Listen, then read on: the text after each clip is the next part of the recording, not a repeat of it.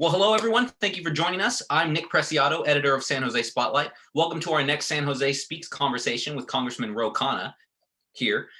Khanna represents California's 17th congressional district, located in the heart of Silicon Valley, and is serving in his third term. He sits on the House Committees on Agriculture, Armed Services, and Oversight and Reform, where he chairs the Environmental Subcommittee. Additionally, he's also the Deputy Whip of the Congressional Progressive Caucus, serves as an Assistant Whip for the Democratic Caucus, and is the Democratic Vice Chair of the House Caucus on India and Indian Americans.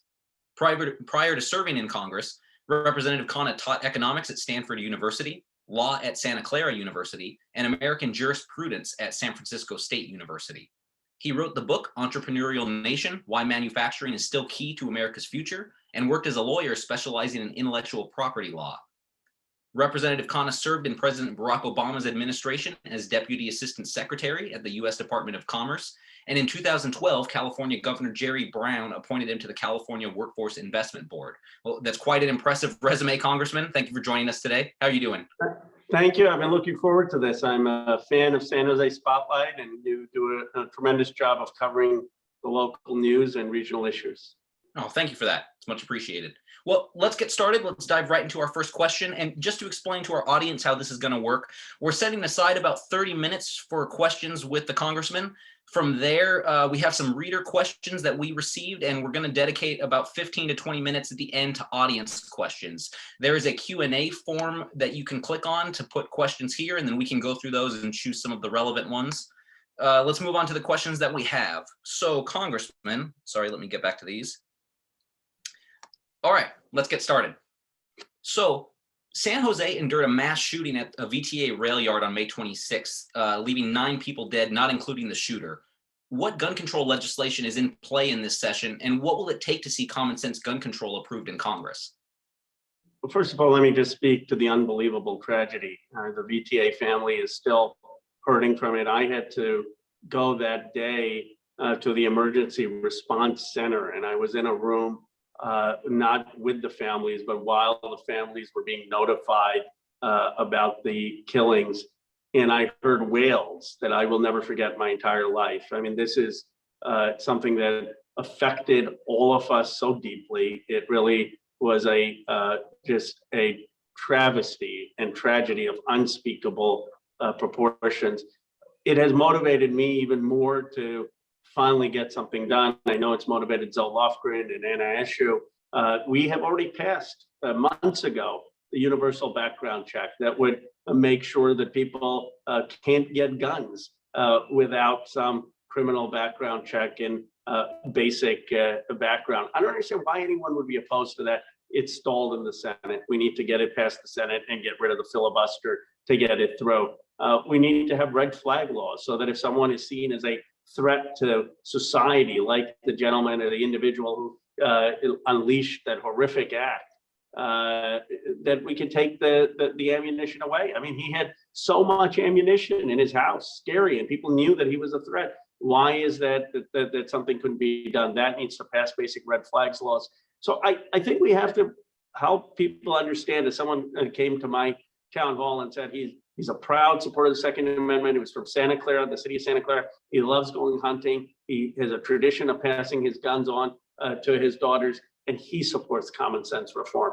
This shouldn't be a political issue. That we can respect the gun owners, we can respect the Second Amendment, and we can make sure that people who are literally going to go on mass shooting sprees shouldn't have weapons. Thank you for that. And, just to follow up on that, do you have any thoughts on where federal legislation and local legislation intersect? I know that you just mentioned the universal background checks happen in Congress. And there's also Liccardo's proposals here in San Jose about insurance, mandating insurance for gun owners and things like that. Where do you see congressional legislation and local legislation intersecting? I think Sam has been a great leader on it. As you know, Sam was invited to President Biden. He was in a roundtable on there. So he's seen as someone whose ideas are taken seriously. I support his efforts on having mandatory insurance and having some kind of civil liability for the irresponsible use of guns. I mean, if someone were to irresponsibly use my automobile, my car, I'd be liable. Why shouldn't the same thing be true about the irresponsible use of guns? So I think we have to have an all of the above approach. Cities have to do things, states have to do some things, But ultimately, you need federal laws, because even if San Jose has a good regime and California has a good regime, people can just bring in the guns from another state. So we need to have a coordinated approach. No, thank you for that. Now, what are your thoughts on President Biden's massive infrastructure plan, and how can this plan help bridge the partisan divide? Well, it bridges the partisan divide by investing in the infrastructure of the modern economy. I mean, the fact is that rural America, a lot of places we didn't win, doesn't have high-speed internet. How can you be part of the economy of the 21st century without high-speed internet? Biden's plan delivers that. It makes sure that we are investing in the downtowns and the revitalization in the roads and bridges that communities across this country need. It makes sure that we're investing in public transport so that we're tackling climate change, and at the same time creating new opportunities for affordable housing. So all of this, I think, is something that's needed for our country's economic growth and will help bridge divides between different geographies. Do you think that he'll be able to get both sides to work together? And I guess I should clarify here, I mean, both sides of the aisle. I know that there's been some issues on how much the plan is going to cost. There's been some back and forth over that. Well, let me be candid. I don't think you're going to get Republicans on board for childcare or free community college or some of the spending on tackling climate change. But we can't wait for Republicans to do things that have 70, 80% approval. So what Biden has said is, where we can agree with Republicans, let's have the money for higher money for building roads and bridges. That's their limit of their vision. Fine, we'll do that with Republicans. But when it comes to the broader vision of getting a high-speed internet to people, tackling the climate crisis, getting childcare, getting community college, expanding healthcare to include dental, vision, and hearing, that we're going to have to do as a Democratic Party. Now, the coronavirus pandemic, I'd like to touch on this. I think that we all thought it was kind of going away. It seems like it might be coming back, or it's not quite gone. How is President Biden's leadership when it comes to the coronavirus pandemic differed from President Trump's leadership? Well, it's been fact-based, it's been science-based, it's been focused on getting people vaccinated and having efficient distribution. He's achieved a lot in having lowered the case rates, lowered the death rates, but this Delta virus is a whole new threat, and it's deeply concerning. As kids were unvaccinated still, with school starting, that's a risk, and the unvaccinated are at risk. So I believe we need to exercise caution. I think the CDC should revise its guidelines and say that we need to be masking in indoor places where especially there is a higher concentration of the Delta variant. I think the governor, Newsom, should be calling for masking where there is a higher concentration of Delta variants, which is in the Bay Area and other places. We canceled. I was going to do a town hall in person and live, and I said, no, not while this variant is out of control. So I rather err on the side of caution and not have people die than continue in the way we're going. Okay, thank you for that. Now, immigration activists in Santa Clara County and throughout the nation have said that the Biden administration's stance on immigration doesn't go far enough when it comes to undocumented residents. What do you feel would be an effective approach to addressing the nation's broken immigration system? Well, first, we have to pass the Lofgren's bill as low-hanging fruit. Lofgren has a bill that would allow farm workers and those of the hospitality industry to at least come to the United States, legally work on a work visa, and then after a certain number of years qualify for green card and path to citizenship. I read this story and it broke my heart of a mother of a 40-year-old coming for the third time across the border and dying, and all she wanted to do is come here to work, and her son was here. We can prevent that. And the Lofgren's bill is bipartisan. It's passed the House. I don't know why we can't get behind that, pass the Senate, and have the president sign it, so we at least stop some of the human tragedies of people who just want to come across the border to work. It's not even about citizenship. Then I think we have to be bold. We need to have a path of citizenship for dreamers. We need to have a path to citizenship for those who are undocumented. And we need to make sure that that is something that gets a vote in the House and the Senate. So I support, obviously, that bold policy. But why we can't, as a first step, prioritize Lofgren's bill, which has Republican support, is beyond me. Okay. Now, your congressional district is really the innovation capital of the world, especially in California. What can we be doing more as a nation to foster and cultivate innovation in tech startups?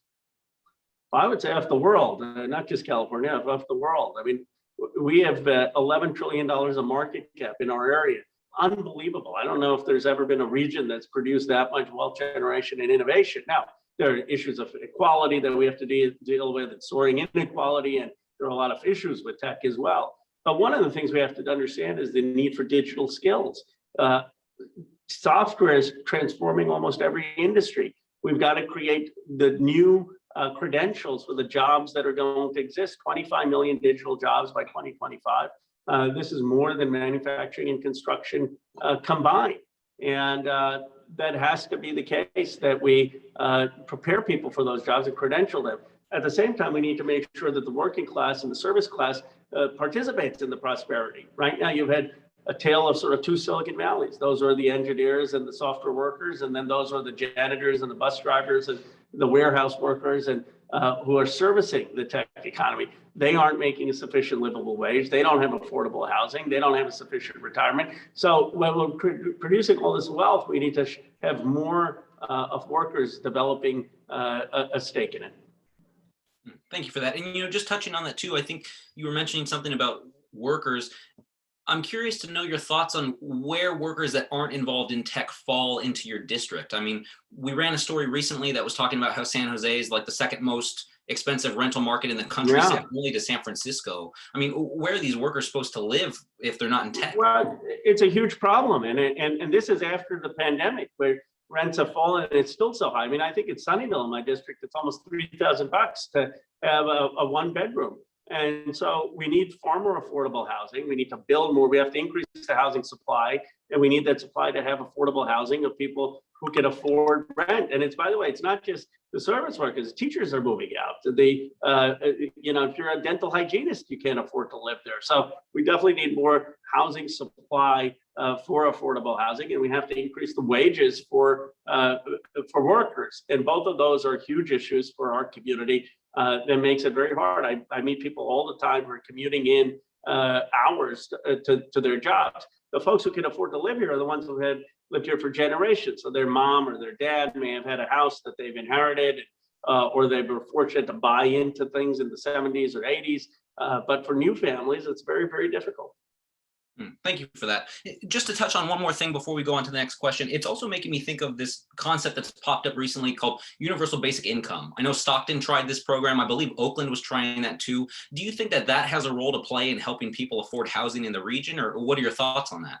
What I have supported is a basic income to rise. It's a Gene Sperling idea, which is if you're right out of school, or you're out of college, or you're out of a job and you need some income to transition into a new job, then I think that the federal government should provide that income in that transitionary phase, so you can try a new job, so you can get some more education, so you can go back to school, so you can help have mobility in our economy. I don't think we should just have a universal payout to every American, regardless of income. That would cost $4 trillion, which is equivalent to our entire federal budget. So, but I think a targeted amount of income support for people who need it at key moments of their lives is something that we can get done. Thank you for that. Moving on to healthcare, I know that this is a big issue for you. Are there any plans by the Biden administration or working through Congress, to come together to expand healthcare coverage for Americans? Yes, well, first of all, I support Medicare for all. I don't understand how that's even an issue after the pandemic. Everyone needs healthcare. It's a human right. The biggest cause of bankruptcies is medical debt.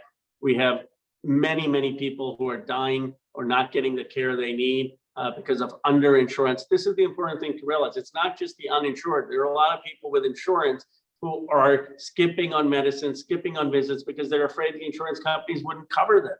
I, as a member of Congress, have had to fight to get certain medicines I need covered by insurance. So I imagine what it's like for everyone who's struggling with these issues. Medicare for all solves that. It makes healthcare universal. We can afford it. It lowers the cost because it takes the excessive insurance profits out. We've pushed so hard for expanding Medicare. It's an uphill battle, but I think we have to get at least to 60, 55, so we're on the route to Medicare for all. Where we have made progress is expanding Medicare itself. I mean, seniors currently don't get healthcare, dental benefits. How do you justify that when we know that your dental health is linked to your cardio health, linked to your overall health? They don't get their eye examination covered. They don't get their hearing or hearing aids covered. Our bill, thanks to Bernie Sanders' leadership, is going to expand those benefits. Thank you for that. You just had a town hall with Senator Sanders recently, didn't you? I did. I hope your viewers will watch it. It's a 30-minute live stream. Senator Sanders was laying out all of the things in his bill. Of course, I was honored to co-chair his presidential campaign. I didn't realize it, but he's apparently very popular in San Jose. He carried San Jose overwhelmingly in the Democratic primary. So I'm very proud to have done that. Thank you for that. Now, getting to this next election cycle, the 2022 election cycle, what are your predictions for next year? Do you see any shifts happening in the House or Senate? I do. I hope we win seats in both, but it's going to be a challenge, not because we're don't have the better vision. I mean, look, the Republican Party still isn't admitting there was an insurrection, but just when you have a president of your own party, historically, the other party gains seats. That's just been American politics. It's been defied very few times, most famously in 1934 after Roosevelt won in the New Deal in 32.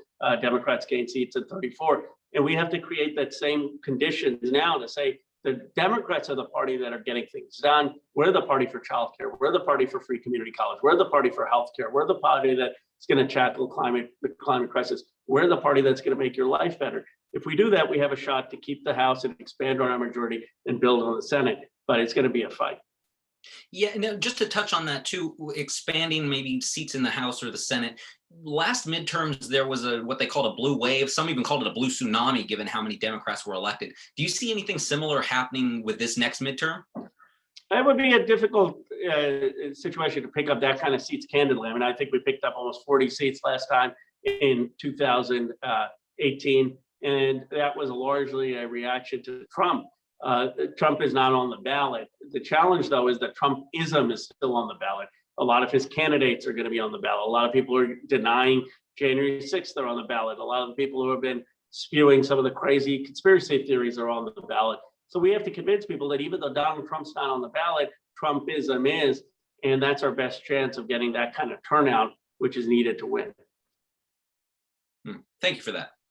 Now, that concludes our questions that we had. Let me move to some of our reader questions that we got in. Let's see here. Some of these I'm going to need to rephrase because sometimes they're not exactly a question. So we have this one. Can you? Yeah, you can ask the tough ones. You can ask the tough ones. Oh, okay. So this person wants to know how worker cooperatives and worker ownership support your economic vision of California. Well, it's been a big part of it. I have a bill, leading a bill on worker cooperatives. They've been a big part of my district. And worker cooperatives mean that workers actually have equity and a stake in a company. And they're very successful because workers actually make money while doing the business. And so we have a bill that's going to make worker cooperatives easier. It was delayed because we want to do it with a roundtable in the district, and the pandemic keeps making that harder. But I look forward to introducing that and having that roundtable this year in the fall or early winter. Okay, let me go through some other questions here. This one is about climate change. Let's see. With the climate change crisis facing us and with traditional fossil fuel jobs needing to be transitioned to cleaner industries, can provisions be made for those affected workers to be paid special training and unemployment benefits? Well, it's a great question. What I've always said is we have to bring jobs to communities first. So I've been all over this country, to Appalachia, to places that are very heavily dependent on fossil fuel industry. You can't go there and say, okay, we're going to put you out of work and these jobs are going to come in the future. They don't believe it. They think those jobs are going to come to California and New York, not to them. So I said, let's prioritize those communities for bringing the renewable manufacturing jobs, for bringing the new jobs into those communities. Let's make those jobs, communities, a priority. And people don't just want a paycheck. They want dignified work. Once we have those new jobs, then I think people will want to transition because they will see that, a fracking well, for example, maybe that's open 4 years, 5 years. That's not a lifetime job. But if we can get people into these lifetime good paying jobs, then that will happen organically. But we have to prioritize communities that have the most dependency on fossil fuels. Thank you for that. Let me see here some of our more reader questions. Let me see. I would like to see Congress do something about the post office and the way they run it. It doesn't run well, and at times I don't get packages due to their incompetence. That's not really a question, but maybe you could speak to the issue happening with the post office. And it doesn't seem like it's just here locally. I mean, that is what we are concerned about, but it seems like the issues with the postal service are happening across the nation. Could you maybe enlighten us a bit on that? Well, it's so important because a lot of people, that's the first thing they think about when they think of the federal government, right? I mean, how many people go take the time to meet their member of Congress? But everyone knows they're a letter carrier. Everyone knows that mail is a federal service, and it's an extraordinary service. I mean, how else do you think the private sector could mail something from California to Washington, D.C. at 50 cents and make sure it reaches within 5 days at 90% accuracy? So let's give them some credit. But let's first remove the handcuffs. Right now, we have handcuffs in the Postal Service where we require them to take a lot of their budget and put it into the payment of future retiree benefits. We don't do that with any other agency. Let's allow them to invest that instead in improving service. That would go a long way. Second, I'd call for a digital post office. Let's have a 21st century approach to the mail and to these post offices and how delivery is done and tracking. Imagine if we used 21st century technology and had a digital post office that was the best one. And I actually talked about trying to place that in Silicon Valley as a model. So I agree with you that the post office is so important because it shows that government can really work and improve people's lives. Thank you for that. Let me go through some of these other questions here, and then we can probably start moving into the QA in a few minutes. Let's see. Given the urgency of both the pandemic and the economy, will you be supporting one of our most vulnerable communities by supporting legalization efforts for the immigrant community through the budget reconciliation process?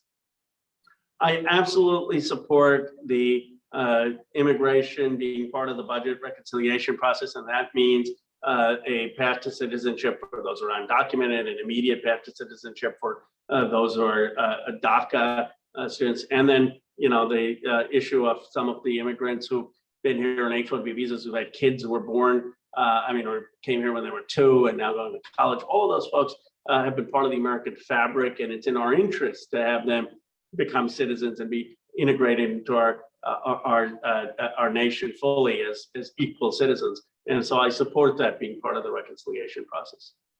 Thank you for answering that. I've got another question here. There's a little lead up to it, so let me preface this. It says, I am a constituent of District 17, Santa Clara. Climate change is very important to me, and I really thank Representative Khanna for his support for the cause, especially on the issue of Leahy-Hansen cement. My question is, recently the carbon price bill was introduced in Congress. That's HR 2307. This person is wondering if you will please co-sponsor the bill. They say, in my opinion, it will really be useful to bring a systemic change to industries across sectors and create a fair marketplace for sustainable products. Do you have any thoughts on that bill, HR 2307? I'm happy to look at it. If it's a carbon price and dividend, I support that concept as long as it doesn't dilute the EPA regulations. And so if that's the bill, I'm happy to strongly consider supporting it if I can, after I read the fine print. But I appreciate the question, and I chair the Environment Oversight Committee. And if I could just say, today we issued a letter to McCoy. He's the person who was caught on video bragging about Exxon's role in trying to kill any carbon legislation. We're going to question McCoy in our committee, and then we're going to do something historic, which is bring in all the fossil fuel executives to testify in front of us. That is going to be a big deal. Thank you for that. Getting to, we have a question here about the January 6th committee, the investigation that's happening into the attack on the Capitol. What are your thoughts on that, and do you support what's going on now? I know that there was a move to try to make it bipartisan. It doesn't seem like that's happening anymore. Well, I think it is bipartisan with Liz Cheney and Adam Kinzinger. So the speaker is making sure it's bipartisan.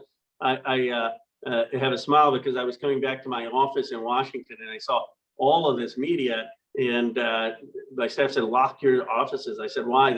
They said, apparently the Homeland Security is right next to our office. So the hearings are going to be going on this week right next to our office. So we'll have a view into them. But I think it's important. Benny Thompson is a great chair. It's going to be factual. We need to figure out what happened. I mean, how can you not want, whether you're a Republican or a Democrat, you had the Capitol invaded. For hours, we didn't have a response. Think if you're an adversary to America, what you're thinking, that it's so easy to go attack the United States. Of course, we need to get to the bottom of it, hold those who broke windows, who stormed the Capitol accountable, that they should be prosecuted, they should be held accountable, and make sure that this never happens again. Thank you for that. Well, that concludes our reader questions. We can move now to the Q&A, and then we can start wrapping things up. It looks like we only have a couple questions in the Q&A right now. So attendees, now is your chance to ask questions of your congressman. I'm going to read a couple of these here, and we can go. Let's do this first one. This first question is from Karen Nelson. She says, given the bipartisan infrastructure plan for a bill may have stalled in the Senate, in part over funding for public transit that would support fossil fuel emission control, what do you see as a path forward? And there's a second question here to that. Do you feel adding more funding for public transit in the larger infrastructure bill would help? Yes, I think we need to have more public transit. I mean, look, China has high-speed rails. We all know that public transit, BART, Caltrain, electrification of Caltrain, having high-speed rail, those are good things for a community. They're not just good for urban America, they're good for suburban America. They're good for rural towns that could be now connected into metropolises so that people don't have to commute 3-4 hours if they're living there. And so I will be a big proponent of increased public transportation funding. Thank you for that. We got another question here. Let me see. It's from Atessa Woodsman C. The question is, and there's a little preamble to this. Our polluted neighborhood is fighting against a proposed hotel. We need a demonstration project to grow food locally at this site to capture water and off-grid solar, and a community center so all neighbors become patrons of husbandry and have all our lands be food productive. We need money to buy land, etc., from the Building Resilient Infrastructure and Communities, BRIC, FEMA funds. So the question is, can you help us get these funds to buy the land at 650 Stockton to build a fossil fuel-free ecological economy? Look, I'm happy to look into the issue. It's the first time hearing about it. Here's what I recommend. Contact our office, write all of this up. I'll have Tom Pike, my district director, look into it, and we will do what we can to be helpful within our ethical guidelines. Okay, we've got another question in the QA here from Matt Savage. Should the federal government require federal employees to be vaccinated? And should vaccinations be required for airline flights? That's a great question, Matt. Here's what I would say as a starter. I think that the federal government should probably require vaccination for federal employees if they want to return to the physical workplace. And if they want to work remotely, maybe you don't require it, but if you want to come back to the office, and obviously there have to be religious exceptions and exemptions based on the law, but those have to be narrowly construed, not sort of broadly construed. And I think that that could be something similar for airlines. If you want to use them, unless there's a health emergency or unless there's some religious exemption, you should probably have to show vaccination. So it's an area of the law that is still undefined, but my view would be that we should do things that are reasonable requirements. Thank you for that. That's it for our Q&A questions, but I did have, sorry, one last one came in that I did not see. Sorry about that. It is from Robert Means. He writes, thank you for your support of H.R. 48, the We the People Amendment, that will rein in the out-of-control money and corporate power that is corrupting our democracy. However, as much as it is needed, additional co-sponsors are at 67 currently, but not growing fast enough. Do you have any idea why? Well, I know Rob Means for a long time. He's been a great leader in progressive politics in the Santa Clara County Democratic Club and from Milpitas. I think we have to get money out of politics. I think we have to get the corporate influence out of politics. But a lot of members of Congress take a lot of money from some of these interests. And so you need broader campaign finance reform to incentivize this. But I'm going to still work on it. I think Sanders's campaign helped a lot. And the more we can have your advocacy, grassroots mobilization, we made a lot of progress. And ultimately, I think this is an issue we can win on, which is getting lobbyists big money out of politics. Thank you for that. And thank you for these questions, guys, in the QA. If any more pop up, I can try to read these. We have a couple other questions coming in through our other channels. Let me jump to these here. The first one is This one is coronavirus related. With the rise of the Delta variant, would you support a national mask mandate?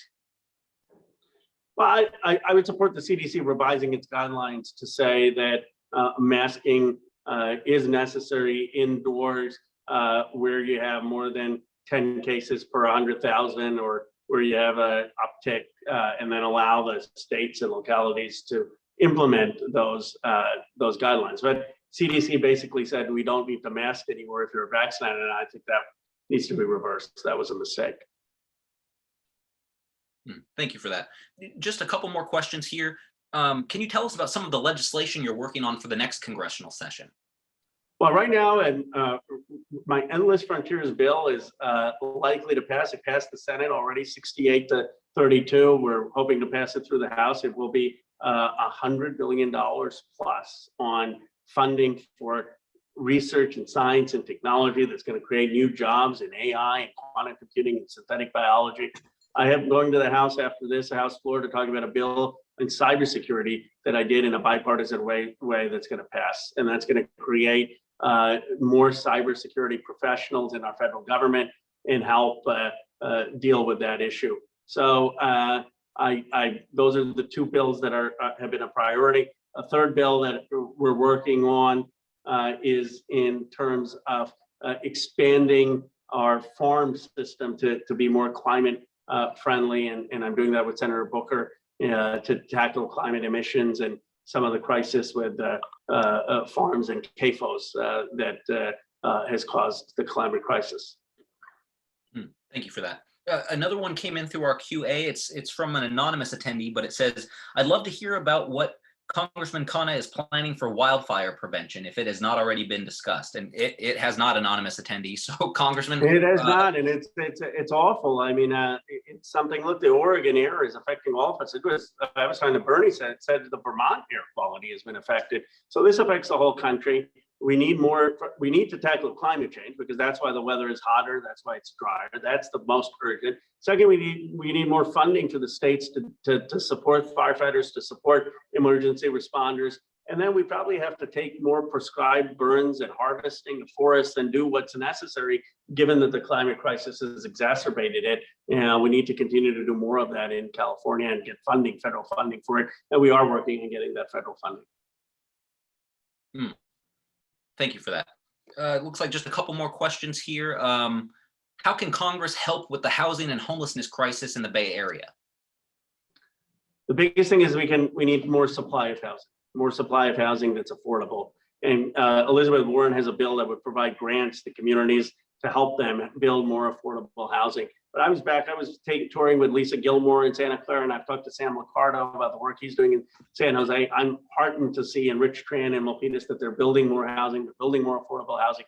We got to increase the supply of affordable housing, and you've got to have some shelters. I mean, the reality is, yes, we want permanent housing for homelessness, but before we get there, we got to make sure that they're not sleeping on the streets, and that's something that's not dignified. Every person deserves at least shelter. Thank you for that. It looks like the final question we have here. What are you most proud of from your time in Congress? You know, I'm very proud of this Endless Frontiers bill. It will be transformative investment in science and technology, and really put us on the path for the new industries of the future. If that passes, it's going to be a huge achievement. I'm also very proud of my work on Yemen, even though that's not something that gets a lot of headlines, but it's a huge humanitarian crisis there. We've helped shift our policy so we're no longer actively involved in mass killing. Thank you for that. Well, it looks like we might have one last question. Sorry about that. Yes, one last one, and then we can wrap this up. This is from somebody watching right now, Monica Galindo Das. She writes, Dear Congressman Ro Khanna, thank you for inviting us. One question, RE affordable housing in Silicon Valley, specifically zip code 95131. I see in the housing programs that there are BMR programs in cities around Silicon Valley, but will there be any efforts for assisting families in attaining home ownership in the North San Jose area? That's a great question. I mean, I definitely think we need to expand home ownership. That means more assistance for families who can't afford the down payment to get people into a first-time home. And those should be federal funds, but also private efforts to assist in ownership. The home ownership is the American dream, and we need to definitely encourage that. There are other things that will work in helping that, though, which are not as directly related, and that's forgive student debt. That's why young people can't buy homes. They have too much student debt. Make sure that we're paying people more and increase wages so they can actually afford the mortgage payments. So it has to be a holistic approach. Thank you for that. And, just jumping off of the student debt part, do you think that that's something that can happen in the near future? I know that it's being discussed, but I haven't seen any movement on that, at least at the federal level. Well, Bernie has called for it. I've called for it. Warren has called for it. It's president can do it. We just need to have him do it. I mean, we want 50,000 forgiven. At least he can do 10,000. I mean, let's get some relief. I mean, like you even go to San Jose State. You go to community college. People are incurring debt. Sometimes they don't even get the degree. It's wrong. It's wrong. We can't be putting that kind of burden on young people. Thank you for that. And it looks like we're getting a couple questions. Oh, Monica Galindo Das says, great. Thank you for your support. And Karen Nelson has one question here again. She says, we have so much to do and so little time to do it. We are all aware of the key priorities. Are there any less visible issues that you are passionate about that we should pay close attention to? A great question, Karen. Well, I appreciate that. I've been focused on the main things of education and healthcare and the environment. I do hope people will pay attention to the fossil fuel executives when we call them in September. It could be like the big tobacco hearings. But on a less visible note, I'm very involved in local issues in Sunnyvale with protecting our mobile home parks. We had a win in some of the owners were not allowing fair pricing for those mobile home parks, and they were jacking up some of the rents and for the spaces. So I've really worked to make sure that we're protecting our mobile home parks. Thank you for that. Okay, it looks like we are out of questions and we are wrapping up now. So that wraps up our discussion for today. Thank you again, Congressman, for joining us. For those watching, a video recording of today's webinar will be available on the San Jose Spotlight website later this week. Don't have a set time for that yet. It'll probably be Wednesday through Friday, just to give you a little timeline. To follow our coverage and to learn how to support our nonprofit journalism and programming like this, please visit our website, sanjosespotlight.com. Thank you for tuning in. I'm editor Nick Preciado, and I hope to see you again at a future San Jose Speaks discussion or event. Congressman, thank you so much for joining us. It was great talking with you. Thank you, Nick, and thank you for San Jose Spotlight. You've been doing incredible work. Really an honor to participate and hear from constituents. Thank you to everyone. No, thank you. Bye, everybody. Take care. Take care.